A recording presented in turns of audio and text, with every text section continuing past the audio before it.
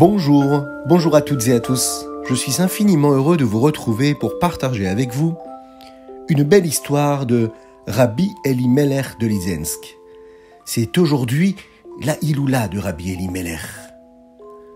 Et nous sommes aujourd'hui la veille de Shabbat. C'est une histoire qui justement concerne le jour du Shabbat.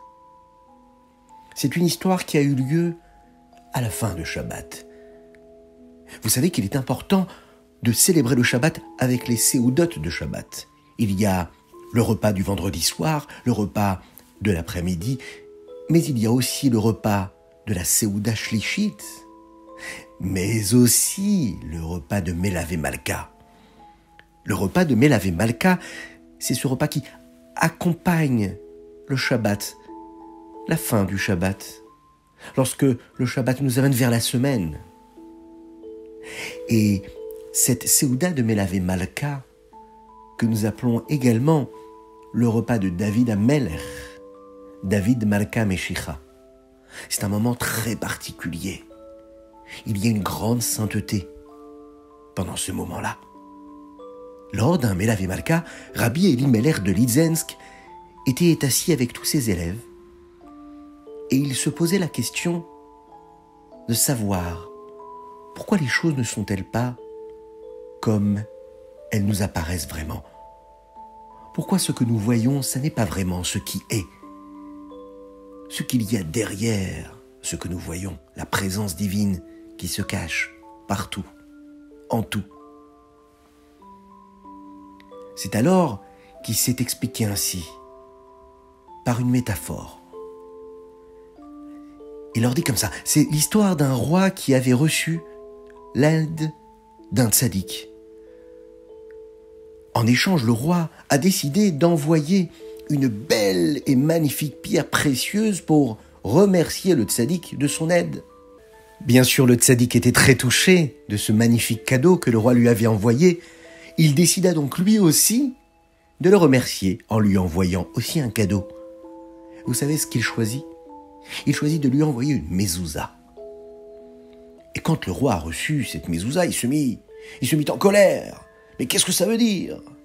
Une petite mezouza, un morceau de parchemin, en l'échange de cette pierre précieuse que je lui ai offert? Il se moque de moi ou quoi? Moi, je lui offre un joyau de grande valeur, et lui, il m'envoie un petit morceau de parchemin. L'émissaire du roi est parti voir le tzaddik et lui a répété ce que le roi avait dit. Le tzaddik s'est mis à sourire et lui dit comme ça, « Dis au roi que ce petit morceau de parchemin est très très très important et ce que je lui ai envoyé a beaucoup plus de valeur qu'il peut ni l'imaginer. Tu sais, moi, le roi il m'a envoyé une pierre précieuse et tellement elle est importante et tellement elle a de la valeur que je dois constamment garder un œil dessus. Je dois faire attention qu'elle ne s'abîme pas. Alors que ce que moi je vais lui donner comme cadeau ici, à travers ce morceau de parchemin, cette mezouza qui a été écrite par un sofer à la main avec de l'encre, sur lesquels il y a ce texte-là, le Shema Israël, ce texte saint. Ça c'est la mezouza, et la mezouza elle va le protéger. Quant à son cadeau c'est une pierre précieuse, et c'est moi qui vais devoir protéger ce cadeau, là où la mezouza, elle, nous protège. Dis-lui bien que c'est un vrai cadeau que je lui ai offert. Rabbi Elimelech de Lizensk termina son histoire en disant, vous savez, le Shabbat c'est pareil. Le Shabbat, ça nous protège.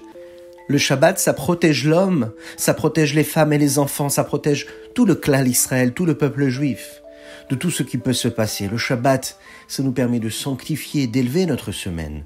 Le Shabbat, il nous garde. Et quand nous gardons le Shabbat, c'est le Shabbat qui nous garde encore plus que nous pouvons le garder. Voilà ce que nous apprend Rabbi Elimelech de Lizensk. Alors par son mérite, que l'on puisse s'inspirer de son comportement, s'inspirer de sa valeur, de la lumière qui émanait de sa personne, celle d'Akadosh Baruch Hu. Que cette sainteté puisse nous accompagner et nous faire prendre conscience que le Shabbat que nous vivons doit être un moment de Gdusha, de sainteté, de pureté. Celui que nous vivons à travers le repas du Shabbat, le repas de Melavé Malka à la fin du Shabbat, mais aussi chaque moment dont nous profitons pendant ce jour du Shabbat. Cette histoire-là vous est offerte par Orna, Michal et Reuven en l'honneur de leur petit frère Elimelech. À très bientôt et Shabbat Shalom à toutes et à tous.